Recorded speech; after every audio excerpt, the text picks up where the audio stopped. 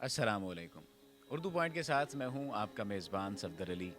नाजरीन, उर्दू पॉइंट की हमेशा से कोशिश रही है कि पाकिस्तान के टैलेंटेड और उभरते सितारों को आप तक पहुंचाया जाए और दिखाया जाए कि वो पाकिस्तान के लिए कितना कीमती और अहम सरमाया है।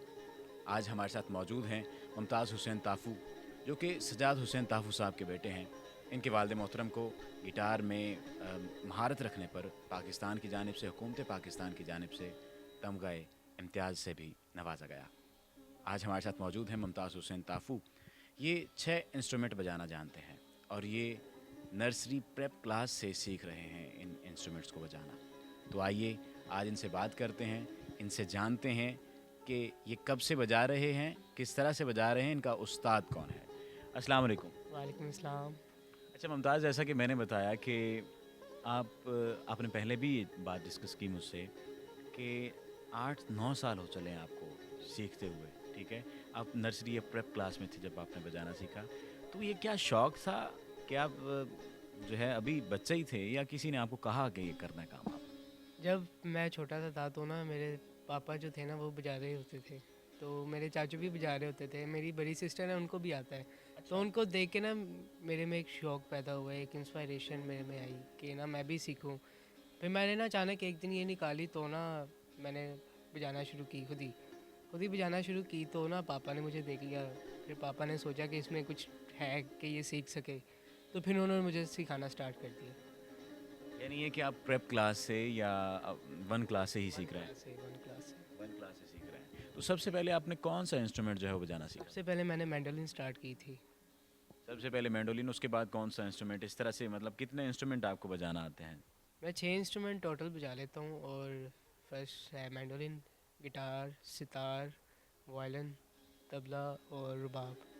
ये इंस्ट्रूमेंट्स तो हैं। इसमें कोई कंपटीशन वगैरह भी हुए जिनमें कभी आपने हिस्सा लिया और आपको कोई पोजीशन वगैरह भी आपकी आई?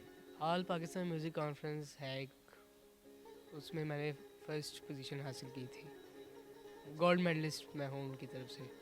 अब ये एक नहीं है, ये बहुत बड़ी बात है। आल पाकिस्तान मौसीकी कॉन्फ्रेंस में इनकी पहली पोजीशन आई और इन्हें गोल्ड मेडल मिला।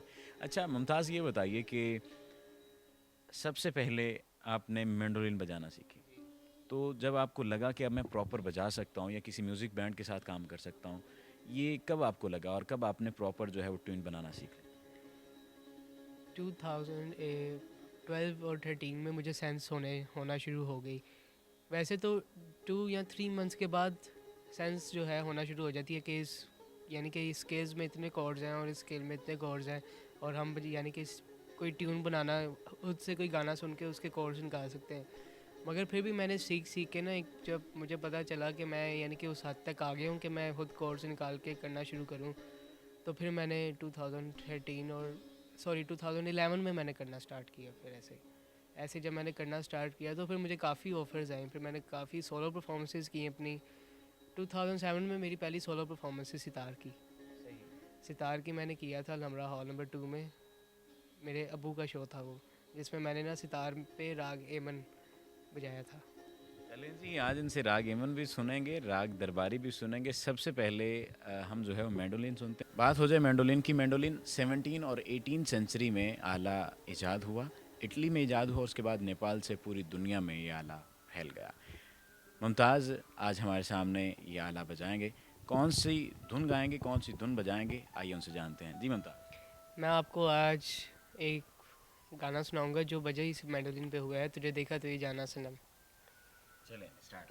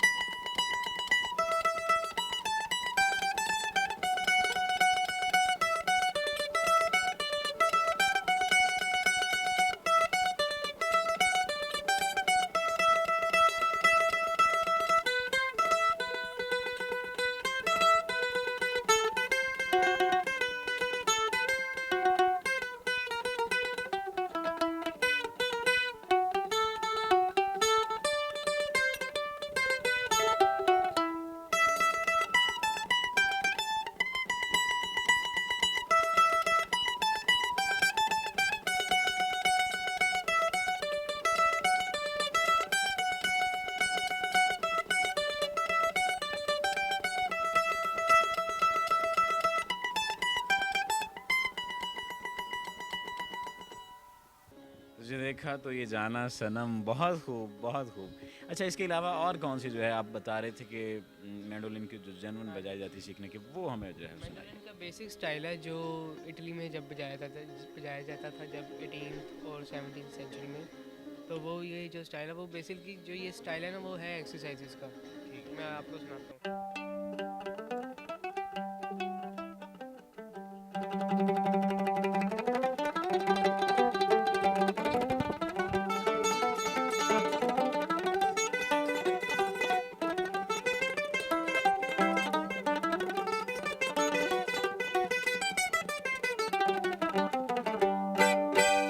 ये स्टाइल है इसका। है। ये स्टाइल आपने देखा जी, और इस स्टाइल को किस खूबसूरती से मुमताज़ ने बजाया। अब मुझे लगता है कि थोड़ा सा और बजाना चाहिए इस स्टाइल को आपको।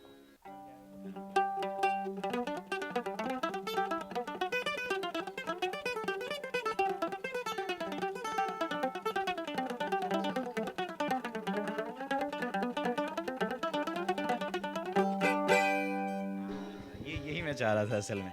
अच्छा, इसके अलावा और कौन सा आला जो है वो आपको सबसे ज़्यादा पसंद है ज़ाती तौर पर? क्योंकि आज हमने जो आलात मौसीकी आपसे सुनना है वो सिर्फ़ और सिर्फ़ आपकी पसंद के सुनना है। सीखे तो आपने 6, लेकिन आपने बताया कि मैं 3 ज़्यादा मुझे जो है ना वो पसंद है। एक मैंडोलिन, एक सितार और एक गिटार। तो फिर सितार की बारी आ जाए तो क्या ख़्याल है? ठीक है जैसे आपने। चलें जी, हम इनसे सितार सुनते हैं। मैंडोलिन सुना जी, मैंडोलिन के बाद बारी है अब सितार की। 2007 में इनकी परफॉर्मेंस थी, सोलो परफॉर्मेंस थी, जिसमें उन्होंने राग एमन सुनाया था। आइए इनसे राग एमन ही सुनते हैं। मुमताज़, राग एमन में हमें क्या सुनाएंगे? राग एमन में मैं आपको सबसे पहले गाना सुनाऊंगा, होंठों से छू लो तुम मेरा गीत अमर कर दो। खासी रोमांटिक वाक्य हुआ बच्चा। होंठों से छू लो तुम मेरा गीत अमर कर दो। जी उसके सुनाइए। बाद फिर मैं आपको एमन का थोड़ा चलन दिखाऊंगा।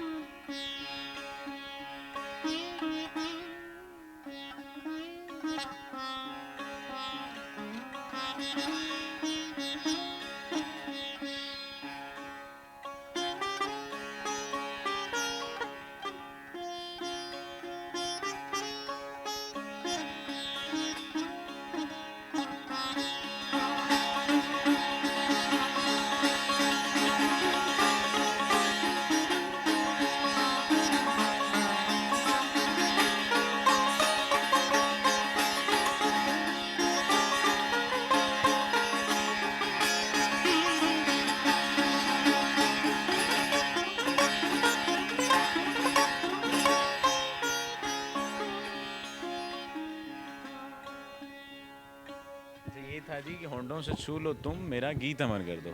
ये राग एमन में था। ये राग। अच्छा, आपने बताया कि सितार का जो चलन है, राग एमन का चलन आपने बताया, किसका चलन बताया? राग एमन का बताया था ना। अच्छा, तो वो राग मैंने एमन। जब वो ख़त्म किया ये। अच्छा।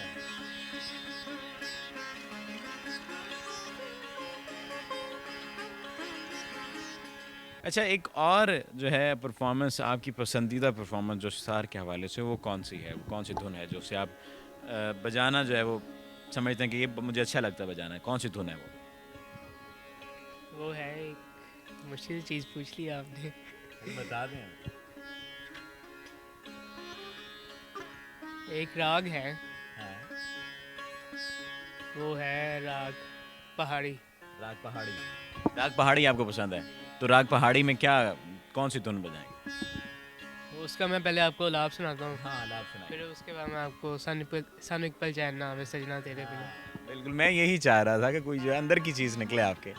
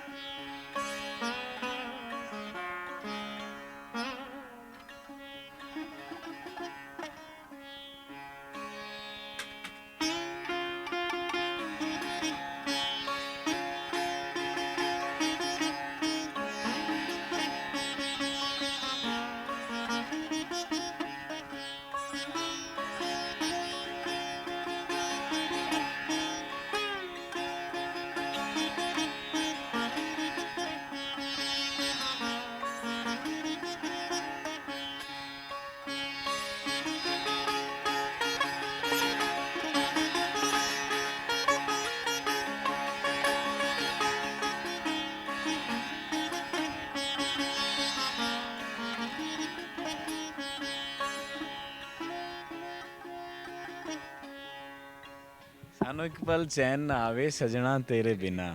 बहुत अच्छा। और ये राग एमन में है। ये राग पहाड़ी। राग पहाड़ी है, ठीक है जी। अच्छा जी, आपने परफॉर्मेंस सबसे पहले जो सुनी थी वो मैंडोलिन की थी, अब सितार में आपने राग एमन और उसके बाद राग पहाड़ी सुना। राग एमन में आपने कौन सा गाना सुनाया था? होंठों से छू लो तुम मेरा गीत अमर। होंठों से छू लो तुम मेरा गीत अमर कर दो। और राग पहाड़ी में इन्होंने सैनिक पल सानो एक चैन। पल चैन ना आवे सजना तेरे बिना। अच्छा, गिटार भी आपने बजाना सीखा, इसके बाद जो है वो आपने गिटार की तरफ आप माइल हुए। चलें जी, सितार हमने सुना, अब बारी है गिटार की। गिटार के बारे में अगर हम बात करते हैं तो कोई 4000 साल पुरानी तारीख है इसकी, इस इंस्ट्रूमेंट की। कुछ स्पेनिश के बारे में कहते हैं कि स्पेन में ईजाद हुआ, और कुछ कहते हैं कि अरबी आला मौसीकी था, उसके बाद उसे तब्दील किया गया और फिर स्पेन में आकर जब लोगों ने बजाया तो ये आला बन गया। इसकी हिस्ट्री तारीख दान जाने। अभी हम तो मौजूद हैं मुमताज़ के पास। आइए इनसे सुनते हैं गिटार की इनकी परफॉर्मेंस और इनसे पूछते हैं कि गिटार इन्होंने बजाना कब सीखा। जी मुमताज़, कब सीखा आपने गिटार बजाना? गिटार मैंने बजाना स्टार्ट किया था से 2 क्लास में, जब मैंने मैंडोलिन को यानी कि थोड़ा सा सीख लिया था। उसके बाद में मुझे पापा ने साथ ही गिटार स्टार्ट करवा दी थी, ताकि मेरे लिए दोनों आसान हो जाए फिर। मतलब ताकि दोनों अगर- थोड़ा बहुत इससे मिलता जुलता है। ताकि अगर मुझे एक मुश्किल लगे तो फिर दूसरी ना लगे साथ, कि मैं अगले इंस्ट्रूमेंट की तरफ ना जाऊँ। तो अब हमें कौन सी धुन सुनाएंगे आप? अभी मैं आपको एक स्पेनिश स्टाइल है गिटार के, यानी कि जो सबसे ज़्यादा बजाए जाते हैं और बहुत कम बजाए जाते हैं, यानी कि पाकिस्तान में सबसे कम बजाए जाते हैं, क्योंकि बहुत मुश्किल है। और बाकी अगर आप बाहर में चले जाएँ तो उधर तो बजती यही स्टाइल है। इसे स्पेनिश भी कहते हैं, फ्लमेंको स्टाइल भी कहते हैं। फिल्मेंको स्टाइल, जी चलें जी, सुनते हैं इनसे फिल्मेंको स्टाइल जी।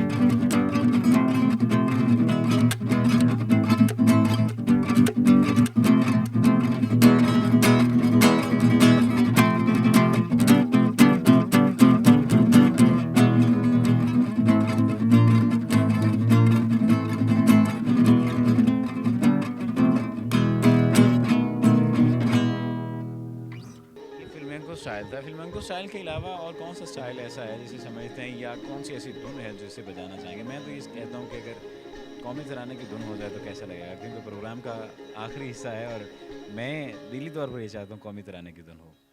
ठीक है, मैं बजा देता हूँ। चलें जी, ठीक है जी, बजाते हैं।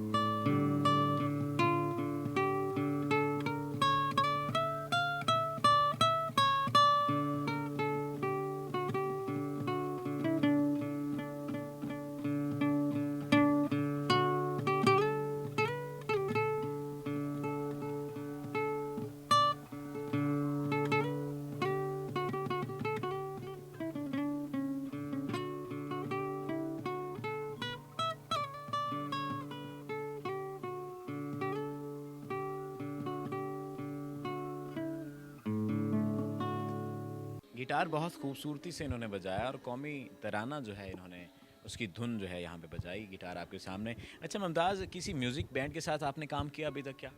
जी, काफ़ी म्यूज़िक बैंड्स के साथ काम किया मैंने। अच्छा, उसमें से चंद एक नाम बताइए, किन के साथ आपने काम किया या किसी गाने की धुन बनाने में भी आपने हिस्सा लिया? नहीं, अभी तक वो हिस्सा नहीं लिया क्योंकि उसके लिए काफ़ी एक्सपीरियंस चाहिए होता है बंदे को।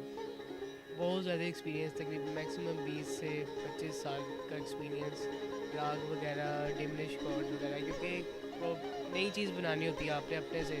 खुद क्रिएट करना बहुत बड़ी बात है, नहीं तो दूसरों का तो आप बजा लेते हैं। दूसरों का तो बजा लेते हैं, तो दूसरों के साथ बजाने में कहीं जा रहे हैं, किसी म्यूज़िक बैंड के साथ काम कर रहे हैं आप? जी, काफ़ी लोगों के साथ किया मगर वो इतने कोई जान पहचान वाले नहीं हैं। जिनके साथ काम किया वो इतने अभी हमें पता चला कि आप शिराज उपल के साथ भी जो है वो काम कर रहे हैं, उनके साथ जा रहे हैं, तो उनके साथ कैसा सिलसिला? उनके साथ भी काफ़ी अच्छा सिलसिला है मेरा। तो वो आपने कहा कि वो बहुत सारे अननाउन लोगों के साथ आपने काम किया, तो शिराज उपल तो काफ़ी नाउन है। काफ़ी नोन है मगर उन्होंने अभी कहा था कि आपने अभी किसी को नहीं बताया। नहीं जी, आज आज तो हमने इस शो में जो है ना बता दिया कि शिराज उपल के साथ भी आप काम कर रहे हैं। खैर, मैं तो यही समझता हूँ कि अगर पाकिस्तान का इमर्जिंग फेस हम दिखाएंगे, पाकिस्तान के टैलेंटेड स्टार्स को आप लोगों तक पहुँचाएंगे, इस टैलेंट को आप लोगों तक के सामने लाएंगे, तो लाजमी तौर पर ये टैलेंट भी कामयाब होगा और आप लोगों को भी अच्छा लगेगा कि पाकिस्तान में इस किस्म का टैलेंट मौजूद है।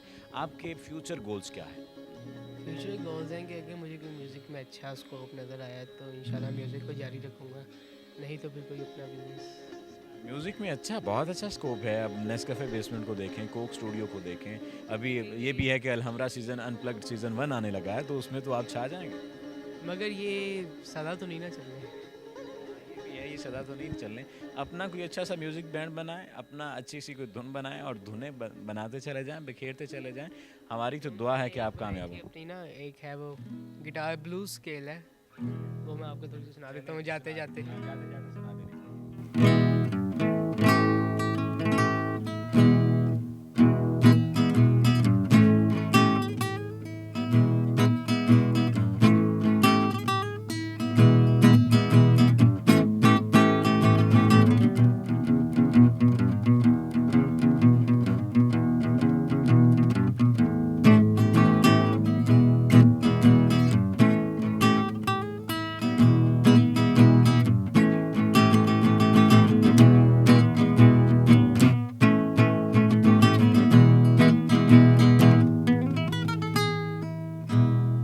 जी, तो नाज़रीन, आज हम मौजूद थे मुमताज़ हुसैन ताफ़ो के पास, जिन्होंने मैंडोलिन बजाई, उसके बाद सितार और आखिर में गिटार पर कौमी तराने की धुन बजाई। हमारी दुआ है कि इसी तरह से ये चमकते दमकते रहें, मेहनत करते रहें और न सिर्फ पाकिस्तान में बल्कि बैनुल अक़वामी सतह पर भी इस मुल्क का नाम रोशन करें। इसी दुआ के साथ कि खुदा करे मेरे एक भी हमवतन के लिए हयात जुर्म ना हो, ज़िंदगी वबाल ना हो। कैमरामैन मुनीर हुसैन के साथ सफदर अली को दीजिए इजाज़त। देखते रहिए उर्दू पॉइंट। अल्लाह निगहबान।